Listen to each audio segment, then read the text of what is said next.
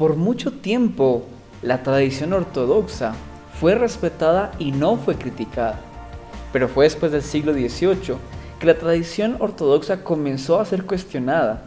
Pero este cuestionamiento nos permitió y nos está permitiendo tener descubrimientos y entendimientos muy interesantes de la Biblia, y en especial de la lectura joánica.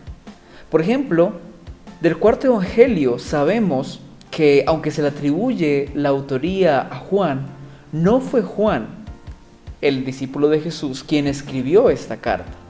¿Por qué? Porque la Biblia misma nos permite ver que los discípulos de Jesús, o al menos la gran mayoría, eran personas iletradas. Pero la persona que escribe, o la comunidad que escribe el cuarto evangelio, es una persona o una comunidad bastante experta en el manejo del griego. Algo también muy interesante es que en el cuarto evangelio encontramos un manejo muy apropiado de la dialéctica de Aristóteles.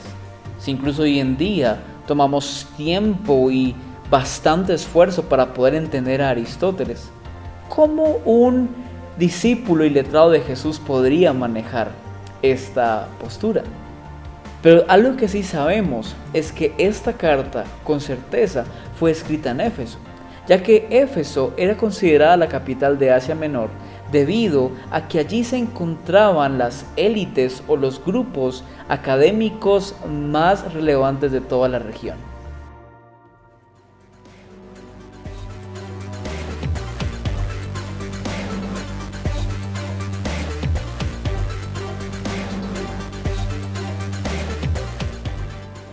La literatura joánica, compuesta por el Evangelio de Juan, las cartas de Primera, Segunda y Tercera de Juan y el libro de Apocalipsis, son cartas que ocultan mucho más de lo que la vista puede leer. Cada libro ha sido construido dentro de contextos tan particulares que, al ser descubiertos, no queda más sino un mensaje de salvación, un mensaje cristocéntrico, de amor fraternal y de esperanza. Acompáñame en este recorrido por la literatura joánica.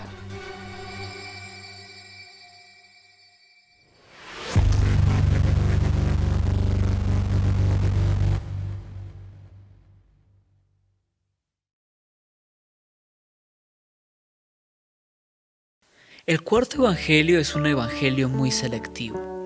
Selectivo en el sentido de que el autor de este evangelio no dejó nada a la ligera. Seleccionó todos los contenidos. Hace una teología cristológica muy selectiva. Escoge sus temas aunque no coincidan con los otros evangelios. Porque hay cosas de Jesús que solo encontramos en este cuarto evangelio. El autor eligió 7 milagros, 7 señales que no se repiten entre sí, pues cada milagro resalta un aspecto de Jesús. Elige 7 como número perfecto, pues cada señal resalta un aspecto de Jesús y prueba que Jesús es el Cristo, es el Mesías. Este es un evangelio apologético que busca enfrentar las herejías de su momento y defender la fe. Los problemas que enfrenta este evangelio eran muy comunes en Éfeso y en Asia Menor, especialmente el gnosticismo. Éfeso era el centro de la academia griega, y allí se decía que por medio de la reminiscencia, de recordar las cosas del mundo, de las ideas, es que llegamos a la salvación. Por eso es que aquí el cuarto evangelio busca decir que la iluminación es llegar a conocer a Jesús, no la filosofía griega, es conocer a Jesús, una idea muy contraria al gnosticismo. Este evangelio también es un evangelio testimonial. Da mucha importancia a los testimonios de otras personas. Cada diálogo está allí ubicado para dar testimonio de la fe en Jesús. Y es que así creció el cristianismo, gracias a los testimonios. Este es un evangelio también estructural. Tiene una estructura muy clara de temas y cada tema está en un orden estructurado para alcanzar un objetivo. La finalidad del cuarto evangelio la encontramos en Juan capítulo 20 versos 30 y 31. Y allí encontramos 3 palabras claves. La palabra eneia, que significa señales, la palabra pisteu, que significa fe, y la palabra zoe, que significa vida. La palabra eneia señales. Está allí para poder indicar que cada milagro que hacía Jesús realmente tenía un propósito. Por lo tanto, el objetivo no era hacer el milagro, sino dar una lección a través del milagro, poder dar una lección espiritual a través de ese milagro. La palabra pisteu, fe, aparece para decir que las señales que se hacen para que la gente tenga fe. No solamente para que tenga una fe que busca milagros, sino una fe que busca intimidad con Dios y que busca tener identidad en Dios. Y el término zoe, vida, aparece allí para indicar que las señales son para que las personas, los creyentes, tengan vida en abundancia integralmente. Es una vida que busca desarrollarse a plenitud. Es una vida que crece en todas sus dimensiones. Y las señales nos llevan a alcanzar esa vida. Por ejemplo, con la narrativa de las bodas de Caná, Jesús y los autores de este cuarto evangelio buscan alcanzar un objetivo en específico. Todos sabemos que una parábola es como una fábula en la actualidad. Cuando escuchamos una parábola o una fábula, realmente no nos interesamos tanto en los detalles, sino nos interesamos en la moraleja, en la lección que ésta nos puede dejar. Cuando aparece esta parábola o esta narrativa de las bodas de Caná, debemos de recordar esta tradición judía, donde a la hora de celebrarse un matrimonio no existían los anillos de compromiso como existen hoy en la actualidad, sino que lo que hacía el padre de la novia era darle un par de sandalias a los novios, y esta era la señal del casamiento, esta era la señal del nuevo pacto que se celebraba, un pacto matrimonial. Entonces, cuando Jesús aparece en un contexto de bodas. Y aparece en un contexto de bodas para decir que Él vino a traer un nuevo pacto.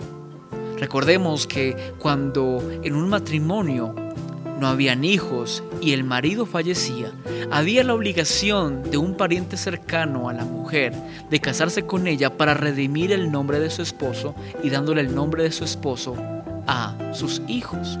Jesús entonces aparece aquí como ese pariente redentor en un contexto de boda, para poder decirle a la comunidad judía que Él ha venido como Mesías para poder firmar un nuevo pacto, una nueva alianza, una alianza de libertad.